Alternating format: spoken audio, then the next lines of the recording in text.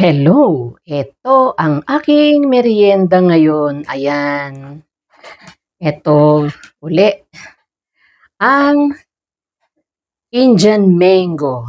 Hmm, tignan niyo sarap niyan, oh, yelo na yelo ang kulay, medyo hinog na siya kaya masarap na 'tong kainin.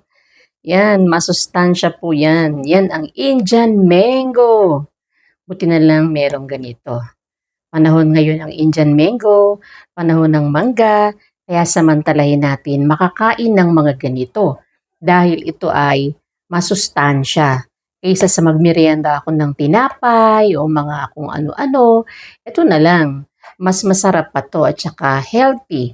Yan ang Indian mango, merienda po tayo. Yan, salamat sa Diyos sa naghanda nito. Yan, salamat sa Diyos. Kain po tayo. Indian mango.